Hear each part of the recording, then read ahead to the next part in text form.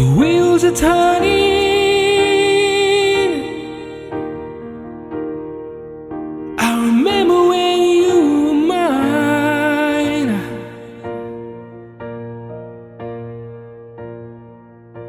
Not just to meet you. Cada año se producen 250 nuevos casos de DCA por cada 100.000 niños en España.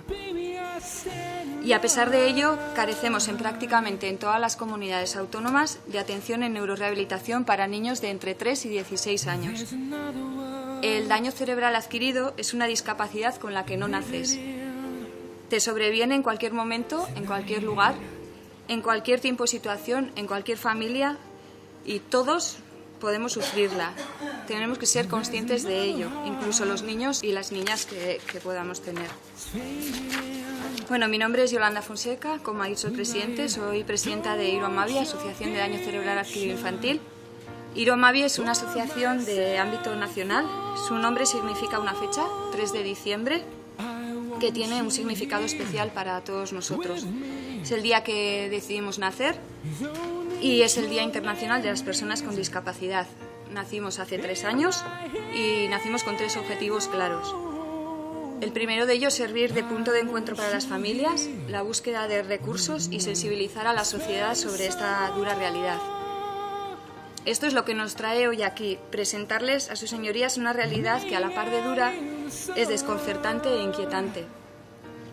Por haber sufrido un daño cerebral adquirido y tener menos de 16 años, repito, no se contempla dentro del marco de las consejerías de Sanidad la dotación de personal y programas de neurorehabilitación.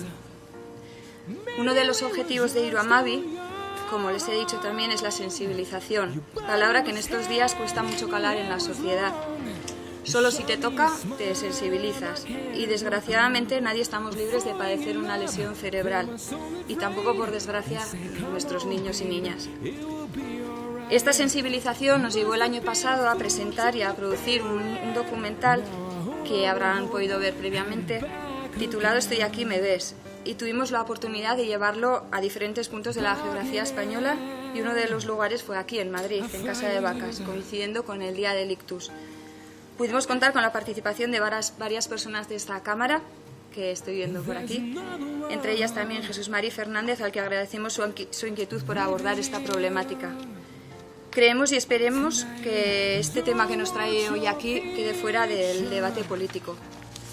Pero déjenme primero ir un poco a la problemática que nos atañe, la situación en la que nos encontramos y lo que solicitamos y, por último, las conclusiones.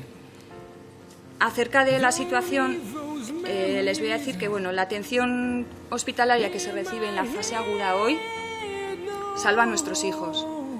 Son atendidos por equipos especializados que tratan de reducir al máximo todas las lesiones del cerebro y, por consiguiente, sus secuelas. Pero tras la fase de estabilización, la fase postaguda que llamamos, la atención es totalmente insuficiente y desigual. Necesitan de un abordaje intensivo, multidisciplinar y coordinado para conseguir recuperar al máximo las funciones del órgano lesionado, que en este caso es el cerebro. La atención está siendo mejor o peor, depende de las comunidades en las que estés y de los pocos recursos existentes que hay. Por último, en esta fase postaguda o subaguda, como se llama, estos niños y niñas deben reincorporarse a su trabajo, es decir, al colegio. Es necesaria una coordinación entre las unidades sanitarias y sociofamiliares con las educativas para mejorar sus progresos en la educación. Si bien es importante, como habrán podido escuchar en el documental, al doctor Tirapu, que es Premio Nacional en Neurociencias y neuropsicólogo, que el colegio no es para rehabilitarse, es para crecer como persona. ¿Qué recursos específicos conocemos? Sabemos que en Cataluña está el Institut Guttmann, centro privado concertado. Está también el Hospital de Manises, que es un centro privado de gestión público con plazas ambulatorias. Y aquí en Madrid está el Hospital Universitario Niño Jesús, que empezó a trabajar en la rehabilitación multidisciplinar hace unos meses y que cuenta con tan solo 12 plazas en régimen ambulatorio. En Andalucía me gustaría reseñar de forma meritoria y pionera, son las asociaciones de daño cerebral adquirido las que han cubierto la situación con los pocos medios que van consiguiendo, creando programas infantiles para cubrir las carencias que la sanidad pública tiene en estos momentos. Para que se hagan una idea, en estos programas, según datos sacados de esta Federación Andaluza, de Fandace, el año pasado tuvieron 72 demandas y solo la posibilidad de 30 plazas, aunque pudieron atender al final a 49 niños. Hubo muchos niños y niñas que se vieron privados de estos programas, de poder participar en estos programas. Con esto me gustaría hacer incidencia en la equidad, ¿no? No todos los niños y niñas pueden recibir tratamientos específicos, ni siquiera en comunidades donde las asociaciones están, repito, de forma meritoria cubriendo esta necesidad. Si hubiera un centro de referencia donde pudieran acudir, esta problemática estaría parcialmente cubierta, pero no es el caso.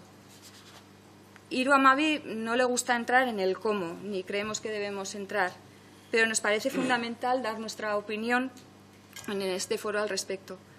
Por ello, creemos en la creación de centros específicos de referencia y requiere de la solidaridad intracomunitaria y, por tanto, abogamos directamente por los fondos de cohesión o soluciones de financiación suprarregionales equivalentes. Como les digo, los niños y niñas con daño cerebral adquirido somos los grandes olvidados e invisibles en la mayoría de los casos. Me gustaría que entendieran, y ahora bajo un poco al papel de madre, que entras en el hospital con un niño o niña sano y que en poco tiempo tienes que enfrentarte a discapacidades de toda índole, discapacidades que van de 0 a 100, ya que el cerebro es el órgano que lo controla todo. Que entendieran también que los niños tienen más plasticidad cerebral y, por tanto, más posibilidades de rehabilitación, y que los estudios científicos en los que nos basamos demuestran que es vital una intervención temprana e intensiva tras la fase aguda. Por último, me gustaría que entendieran también que el cerebro del niño está en permanente evolución y que se debe hacer un seguimiento, no solo estructural, sino funcional de la lesión, y que el niño o niña desarrolla su vida en la escuela, como les he dicho, ya que es su medio natural, al medio al que se tienen que reincorporar a medida en que su rehabilitación vaya progresando, como he dicho. Estos niños, como les he dicho antes también, antes morían y gracias a los avances técnicos, las UCIs pediátricas, etcétera, se salvan. Pero ¿cuál es el precio? El precio es muy alto. Familias que peregrinan de profesional en profesional, de un lado a otro, no sabiendo si lo están haciendo bien o mal, y conllevando todo esto a un gran desgaste físico, económico e incluso estructural de la propia familia. Los casos, tristemente, nos seguirán llegando y cuanto antes se actúe y se creen recursos específicos, más ayudará a estos niños y niñas y a sus familias. Para poder tener, como dice Javier Tirapu, que es, como les he dicho, neuropsicólogo, después de salvar esta vida y dotarla de capacidad biológica, es fundamental intervenir para minimizar las secuelas producidas por el daño cerebral, de tal modo que el niño pueda alcanzar todo su potencial físico, cognitivo y emocional. Me gustaría darles un dato. En el año 2005, el único informe del Defensor del Pueblo a este respecto declaraba que éramos una asignatura pendiente y lo seguimos siendo después de 12 años. 12 años con cientos de niños y niñas sin rehabilitar. Por falta de los recursos de los padres, la mayoría de ellos, en estos momentos, tristemente son adultos con discapacidad. Nuestros niños y niñas son adultos del futuro. Invirtamos en su recuperación hoy, ya lo siento, para poder conseguir ciudadanos tratados y recuperados mañana.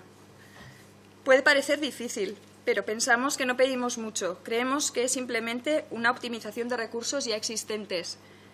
La doctora Folgado, que es médico rehabilitadora de la red MENE, decía que nadie escatimaría recursos en mantener a una paciente o un paciente en una UCI el tiempo necesario. Necesitaríamos que la rehabilitación se considerara también imprescindible. Por último, lo que solicitamos es simplemente los puntos que se mencionan en la proposición no de ley. Los queremos hacer nuestros. Algunos se basan en nuestras ideas y estas han sido llevadas al Ministerio previamente. Pero, como ya les he explicado, deben acelerarse, ya que el tiempo juega un papel muy importante. Ya he hablado de estos centros de referencia, la creación de una guía también. Para un ministerio nos parece que es tremendamente fácil y además también decirles que el código ictus pediátrico es muy importante, ya que el tiempo es cerebro también en los niños. En cuanto al código ictus, me gustaría decirles que creemos que se podrían crear recursos especializados de atención en 1 o 2 hospitales con servicio para todo el Estado. La casuística no es muy grande, por lo que si se concentran en estos centros específicos, por ejemplo, con teléfonos de atención 24/7, no lo sé. Respecto a la rehabilitación, tenemos el Centro de Referencia CEADAC para adultos, que está aquí en Madrid, como guía de funcionamiento, también podría servir. Además, creemos que puede ser una optimización de recursos, como digo. Y voy terminando y concluyendo. Una reflexión que sé que a ustedes como políticos ya la toman en consideración para otras propuestas, pero creo debemos incidir en esto. ¿A qué queremos los ciudadanos destinar nuestros impuestos? Si consiguiéramos llegar con este mensaje a todos los ciudadanos sobre esta problemática y les preguntásemos, ¿querríais tener una cobertura en caso de que a tu hijo, hija, nieto, sobrino, sobrina o cualquier niño o niña le sucediera algo así? Creo que no hace falta que responda. Pónganse en la piel de los padres, madres, abuelos, tíos, amigos, que no harían por que sus hijos se rehabilitaran. El tema está en que, a pesar de necesitarlo, no tienen los recursos que se precisan. A pesar de quererlo, no encuentran los recursos. Se encuentran atados de pies y manos. Finalmente, me gustaría agradecer a Jesús Mari Fernández por traer esta iniciativa al Congreso, a Luciano Fernández por acompañarnos, presidente de FEDACE, y por referencias a Javier Tirapu, por su apoyo incondicional, aunque hoy no haya podido acompañarnos por razones de protocolo. Al Ayuntamiento de Valle del Hues, que hoy además nos acompaña un representante del mismo, el concejal de Cultura Joseba Orduña, por apoyarnos en toda y cada una de nuestras iniciativas y nuestros pasos. Y, por supuesto, a las amigas y amigos, familias que han venido y, por supuesto, gracias, presidente Lehendakari Jauna, y gracias a sus señorías por escucharnos. Y les dejo con esta reflexión. Todos podemos sufrir un DCA, sean conscientes de ello, incluso los más pequeños, nuestros hijos e hijas. Le doy la palabra a Luciano. Muchas gracias.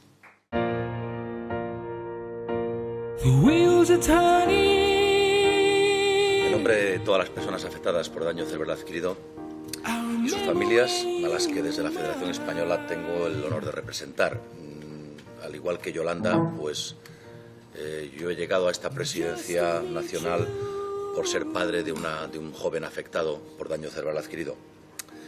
Es mi intención, esta oportunidad que me ofrecen, tratar de hacerles llegar de manera sucinta, fundamentalmente por el tiempo, la situación de desamparo en la que se encuentran tanto las personas afectadas por daño cerebral adquirido como sus familias. Y quiero referirme a todas las personas afectadas. Se han iniciado algunas estrategias en el ámbito de la atención, como es la Estrategia Nacional de Ictus, que hace hincapié fundamentalmente en la causa y no tanto en las consecuencias, y que curiosamente obvia a la población infantojuvenil y obvia a los menores, como bien comentaba mi compañera Yolanda. Lo que hoy traemos aquí es el ¿y después qué? ¿Qué ocurre al alta hospitalaria? Es ahí donde empezamos a sentir el abandono, la falta de información, falta de recursos en todos los ámbitos, en el ámbito sociosanitario, en el ámbito educativo, falta de apoyo social y falta de apoyo institucional. Consideramos que es responsabilidad de las administraciones públicas, de todas las administraciones públicas, dar respuesta a todas estas necesidades y que a día de hoy, para hacer la realidad, la verdad es que nos queda mucho camino que recorrer. El lema de la Federación, del Movimiento Asociativo del Daño Cerebral Adquirido, es: una vida salvada merece ser vivida con dignidad. Es la segunda premisa la que ahora mismo está en peligro.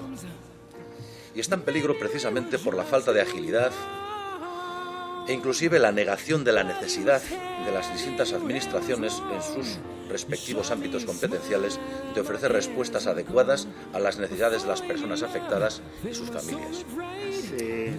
Y lo primero, Yolanda, pues muchísimas gracias por venir y un enorme reconocimiento por el trabajo que haces tú, Felipe, y tantas familias como vosotros, que lleváis años trabajando además de una manera muy profesional en la sensibilización de la sociedad española sobre el problema del daño cerebral adquirido infantil, y estoy seguro que vais a continuar haciendo, saliendo de ese espacio de duelo que tiene el tener un niño, un hijo, una hija afectada por un daño cerebral, y tratar no solamente de cuidarle a tu hijo, a tu hija, sino también de cuidar al resto de niños y niñas que están afectados por daño hoy y a los que seguramente van a venir después. Yo creo que el vídeo que habéis difundido ya a todos los miembros de esta comisión, yo lo he vuelto a ver esta mañana, lo vi efectivamente en la proyección que hicisteis en Casa de Vacas hará unos meses aquí en Madrid, y es muy significativo. Estoy seguro que el resto de compañeros de esta comisión que no lo hayan visto lo harán, porque efectivamente en el caso del daño cerebral adquirido, tanto en el adulto como infantil, las posibilidades de mejora que tenemos con la tecnología, con los recursos, con los conocimientos actuales son muy importantes en los tres momentos sensibles, importantes de actuación sobre el daño cerebral adquirido. Mi primera aproximación al daño cerebral adquirido fue cuando tuve responsabilidades de gestión sanitaria en el gobierno vasco. Pude visitar la unidad de daño cerebral adquirido que tienen las hermanas hospitalarias en el hospital Aitamendi en Mondragón, y pude ver el enorme progreso que hacían las personas que habían tenido algún tipo de trauma encefálico en su capacidad de mejorar sus niveles de ambulación o funcionales. Y esto que se produce en el caso de los adultos se puede producir aún más incluso en el caso de los niños. Pero también es verdad que precisamente por lo que habéis dicho, un daño cerebral adquirido infantil, porque es un cerebro en crecimiento, es un cerebro en desarrollo, en formación, si no se hace una rehabilitación adecuada, las secuelas son más importantes de las que en un principio se producen, porque ese cerebro lesionado sigue acumulando, digamos, las secuelas de ese daño cerebral. Y sobre el daño cerebral adquirido, creo que nos encontramos ante dos tipos de discriminaciones. Hay una discriminación partiendo de la base de que el tratamiento y la actuación sobre el daño cerebral adquirido en España es deficiente. Creo que en el caso de los niños y niñas es aún más deficiente que en el caso de los adultos, porque en muchos casos existen ya unidades especializadas en la neurorehabilitación de las personas adultas con daño cerebral. No ocurre lo mismo en el caso del daño cerebral adquirido infantil. Y la segunda discriminación depende de las causas del daño cerebral adquirido, porque nos encontramos que cuando el daño cerebral ocurre, por ejemplo, por un accidente de tráfico en el cual hay un tercero responsable de la atención sanitaria sobre esa persona, normalmente tiene acceso a un tipo de servicios de atención de neurorehabilitación de calidad, pero sin embargo cuando la causa del daño cerebral adquirido no es una causa que tiene una responsabilidad de un tercero, de una cobertura sanitaria privada, porque es una enfermedad común, es una encefalitis o es un ictus o es un accidente común, nos encontramos con que el Sistema Nacional de Salud no tiene la misma capacidad de respuesta de enviar a esa persona, a ese niño, a esta niña a una unidad especializada. Y eso es lo que tenemos que resolver. Y con el trabajo de sensibilización que estáis haciendo vosotros, creo que, no sé si lo conseguiríamos resolver del todo, pero vamos a dar pasos adelante. Yo no voy a reproducir aquí el debate que vamos a tener en una próxima comisión de sanidad cuando debatamos la proposición no de ley que hemos registrado y que contiene las medidas que tú, Yolanda, y también Luciano, habéis manifestado, la necesidad de atender tanto el momento del daño, con ese código ictus, por ejemplo, para el caso de un accidente vascular. Después está el momento del alta hospitalaria y de cómo hacemos que estos niños y niñas puedan ir a esas unidades de alta especialización que les pueden hacer una rehabilitación intensiva de acuerdo a su situación, a su valoración neuropsicológica. Y después viene un tercer momento, es que cuando se da el alta de esas unidades de rehabilitación y el niño o la niña ya se incorpora a su vida normal y todavía sigue teniendo necesidad de acompañamiento educativo, social, sanitario. Y tenemos que resolver esos 3 momentos.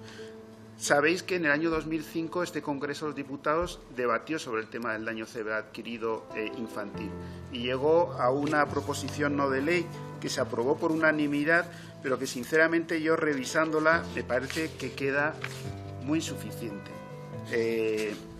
Solamente voy a leer el texto de la enmienda transaccional que se terminó aprobando, que dice: el Congreso de los Diputados insta a clarificar el alcance de los tratamientos de rehabilitación a nivel cognitivo, conductual y emocional mediante el tratamiento transdisciplinar a pacientes con déficit funcional recuperable en la cartera común de servicios, lo cual entiendo que es decir bastante poco. Y, en segundo lugar, clarificar que el término de situación de riesgo vital se refiere no solo a situaciones de riesgo para la vida, sino a aquellas que suponen un riesgo de pérdida funcional esencial para la salud y la autonomía de la persona. Yo espero que en el próximo debate que hagamos, y al cual esperamos también que podáis acudir, Yolanda y Luciano u otras personas de vuestras asociaciones que deseáis participar, podamos dar pasos hacia adelante. Y decir también que, para terminar, que el Ministerio tiene una responsabilidad. Yo he escuchado antes a la representante del Partido Popular decir que esto son responsabilidades de las comunidades autónomas. Mire, sí, pero no toda la responsabilidad de la asistencia sanitaria es responsabilidad de las comunidades autónomas. El Ministerio tiene una responsabilidad de liderar y acompañar y, por ejemplo, facilitar la cooperación horizontal entre las comunidades autónomas en la atención a problemas de salud específicos. Por eso los centros y servicios de referencia del Sistema Nacional de Salud. Y por eso, como también ha dicho el anterior compareciente al respecto de la endometriosis, cuando había un fondo de cohesión, los pacientes con problemas que requerían atención en unidades de referencia nacional tenían la posibilidad de acudir a ellos. Esos fondos de cohesión han desaparecido. Este año nosotros hemos tratado de recuperarlos en los presupuestos y se han bloqueado. Yo lo único que pido es que de una vez por todas pasemos de las buenas palabras a los compromisos y que, ya que no ha sido posible en este año 2017, al menos en el 2018, los portavoces y los miembros del Partido Popular aquí, que se comprometen a algunas cosas, hagan también su trabajo para que en los próximos presupuestos del 2018 tengamos unos fondos de cohesión que puedan atender a este tipo de situación. Muchas gracias, señor Fernández. Por el Grupo de Esquerra Republicana, señor Ericha.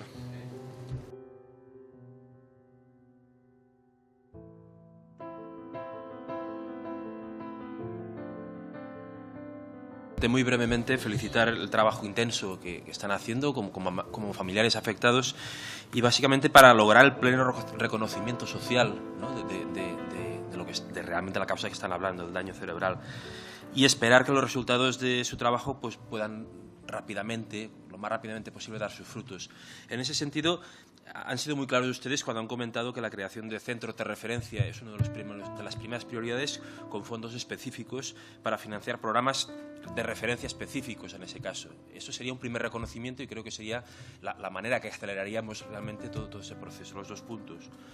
Por otro lado, tener en cuenta de que realmente la causa es una causa, entre comillas, crónica y por lo tanto necesita una constante atención durante mucho tiempo, y hablan, por tanto, de rehabilitación imprescindible, de una guía. Por lo tanto, es un proceso muy largo de acompañamiento familiar.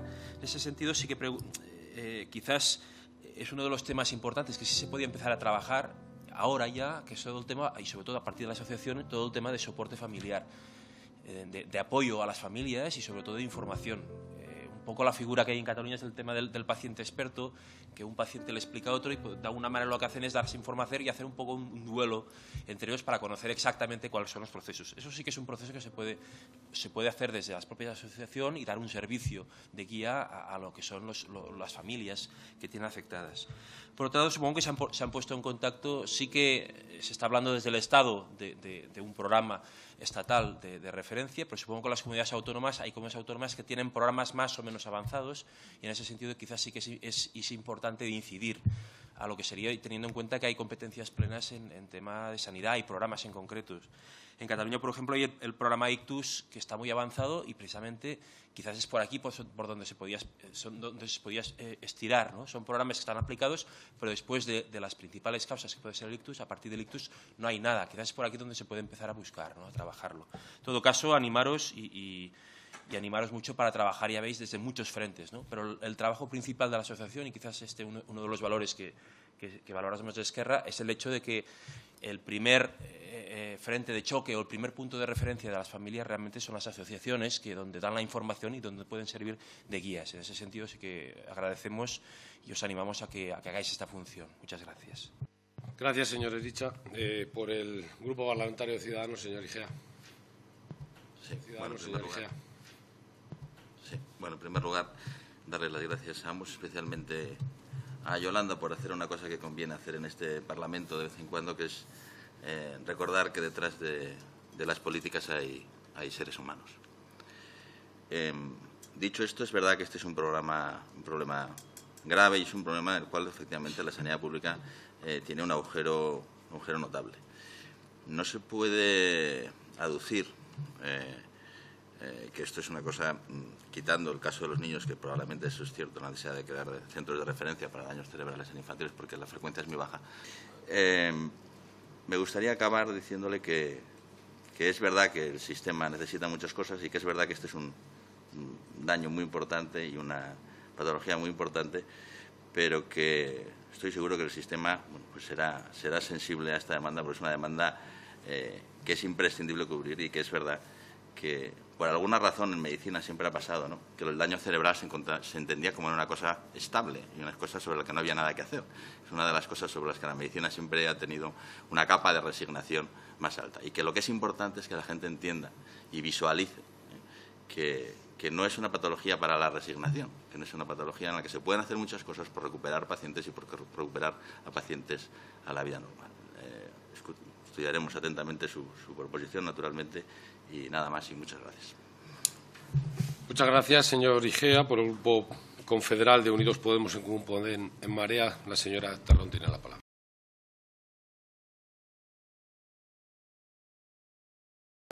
Vuestro trabajo y especialmente pues por llenar de dignidad cada día, ¿no? Porque yo hay una frase que siempre a nivel profesional también me la guardo, que es entre vivir y existir hay una diferencia, ¿no?, que es la dignidad. Entonces, por llenar cada día de dignidad y llenar también este Parlamento, esta habitación de dignidad, ¿no?, y demostrarnos, bueno, que las cosas son posibles con mucho esfuerzo, y que nos toca también a nosotros recoger ese testigo y hacer lo posible y, sobre todo, facilitarlo, ¿no?, ese trabajo y esa lucha de cada día.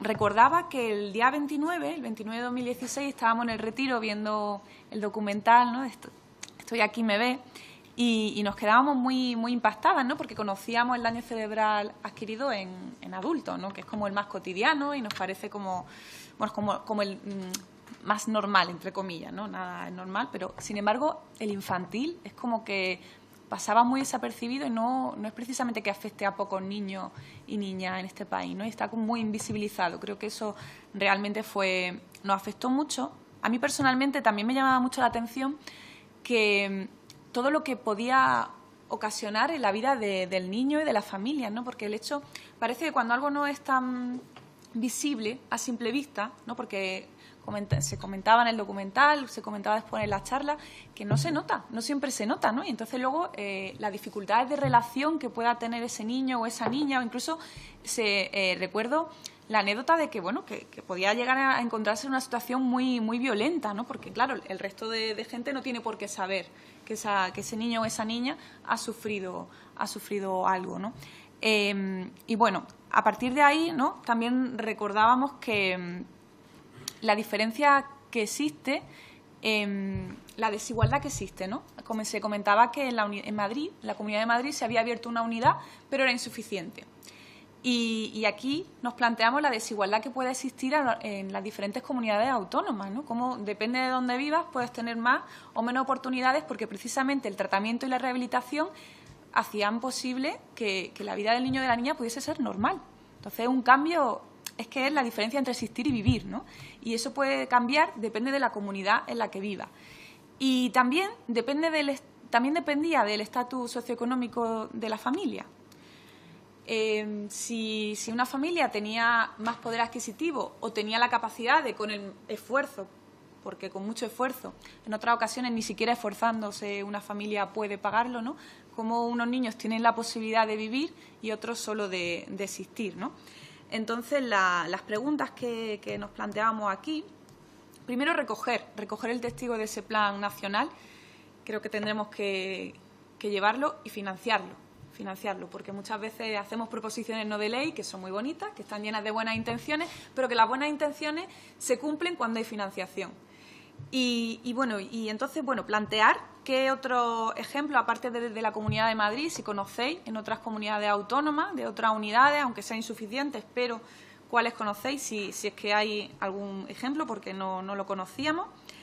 Y si a partir de ahí planteáis también, valoráis esa desigualdad que puede haber entre comunidades autónomas y cómo debería de ser, que sí que lo habéis dibujado ya, cómo debería de ser y qué requisitos deberían de tener estas unidades, sobre todo para facilitar que el sistema de salud, porque creemos que tienen que ser los servicios públicos, las administraciones públicas, quienes aseguren que, independientemente del estatus socioeconómico de los niños y de las familias, tengan derecho a la salud, entendiendo la salud también como biopsicosocial, ¿no? Tal y como lo entiende la OMS. Muchas gracias. Muchas gracias, señora Terrón. Por el Grupo Parlamentario Popular, el señor de arriba tiene la palabra. Sí. Presidente, señorías, mis primeras palabras no pueden ser sino de felicitación por el trabajo que realizáis y de agradecimiento por vuestra presencia hoy aquí.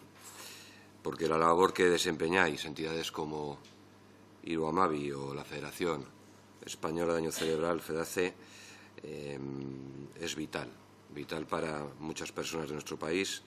Así que, de nuevo, muchas gracias. Muchas gracias por vuestro testimonio, por vuestra generosidad también a la hora de explicar lo que cada uno de vosotros vivís en el seno de vuestras familias, por el trabajo que realizáis a favor de los niños y de las niñas que se ven sobrevenidos por el daño cerebral y, sobre todo, en este momento, por vuestra determinación en el discurso de esta tarde, porque vosotros ponéis voz y ojos a situaciones que nos permiten, a nosotros, a quienes nos dedicamos a la vida política, a ser capaces de entender vuestras necesidades y a ser capaces también de atender vuestras demandas.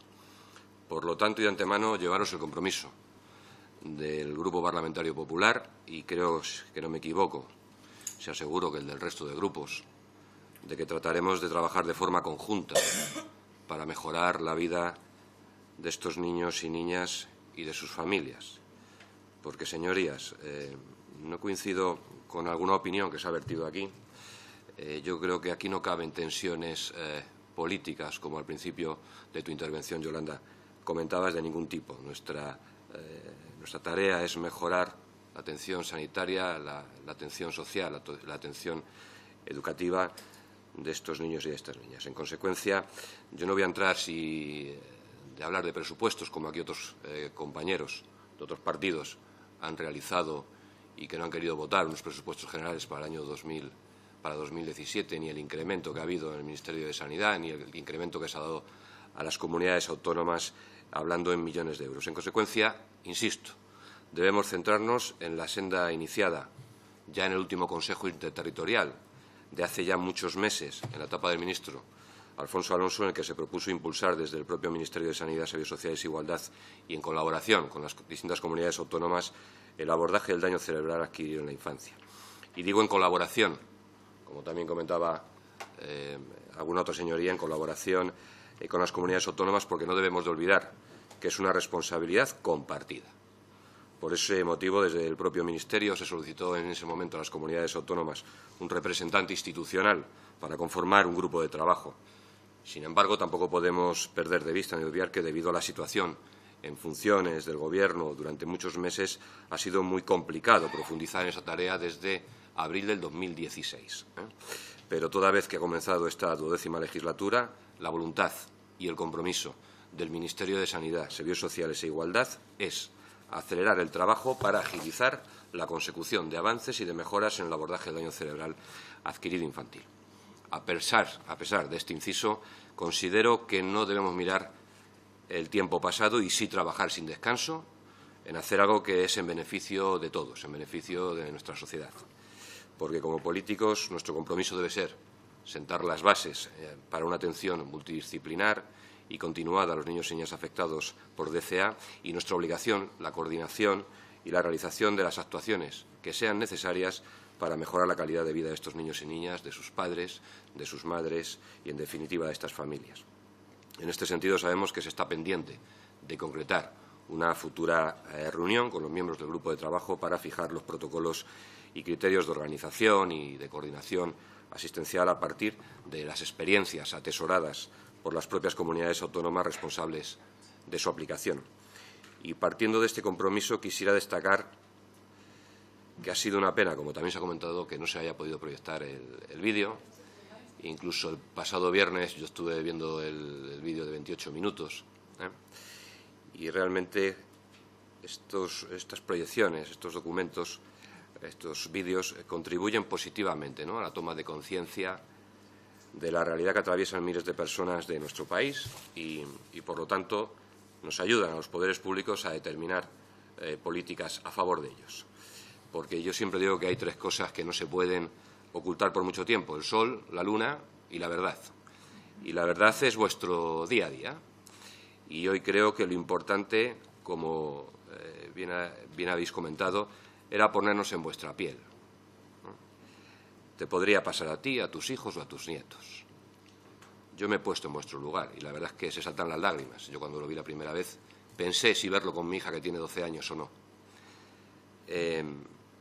Y efectivamente nos podría pasar a cualquiera de nosotros. De manera que, viendo la mirada de esos padres, sus expresiones, testimonios como angustia, te hundes por completo, esto es un palo tremendo, nadie te prepara, desesperación, no sabes por dónde tirar, peregrinaje, vas aguantando, es duro escucharles, es muy duro. El amor que profesamos los padres a nuestros hijos hace que queramos para ellos lo mejor, y ese amor nos aferra a que nunca se pueda perder la esperanza. Por ese amor y también por esa evidencia científica, porque son profesionales sanitarios que con sus estudios se evidencia que esa esperanza no se puede perder por el hecho de que un niño pueda acceder a un servicio de rehabilitación integral a la alta hospitalaria, va a potenciar, sin lugar a dudas, su recuperación. Por lo tanto, hoy, sentiros orgullosos. Podéis sentiros más que orgullosos, porque habéis conseguido cubrir un vacío informativo, no solo en familias, sino también en instituciones, porque hoy habéis tomado la palabra contando vuestra experiencia, una experiencia con la que también tenemos que contar, y gracias a ellos no solo habéis logrado el objetivo de sensibilización ni ese conocimiento social, ¿no?, sobre el DCA, sino que no tengáis duda de haber introducido el daño cerebral adquirido en nuestra agenda política. Terminando, comentabais que Javier Cirapu, Premio Nacional de Neurociencia Clínica en el año 2012, con un gran sentido común, aborda en algún vídeo de los que he visualizado y decía con razón que los políticos no debemos pensar en las próximas elecciones, sino que tenemos que pensar en las próximas generaciones. Por lo tanto, aquí lo único que cabe es afirmar, sin ambajes, sin rodeos, sin circunloquios, que vamos a remangarnos, vamos a afrontar de manera decidida la búsqueda de soluciones y la mejora de la atención para lograr esa rehabilitación integral a los niños y niñas con daño cerebral adquirido. Sí me gustaría no repetir una pregunta que ha hecho la compañera de Podemos, en la cual hablaba de si tenéis experiencias positivas o de buenas prácticas en alguna comunidad autónoma. Y sin más, quisiera reiterar nuestro agradecimiento a la labor que entidades sociales como las vuestras realizáis, ratificar nuestro compromiso expuesto de aquí e intentar que la vida de estos niños y su familia sea mejor. Y insisto, seamos hombres y mujeres de hechos y no de palabras, de frutos y no de flores. Muchas gracias. Gracias, señor de arriba. Pues los comparecientes tienen la palabra para las consideraciones.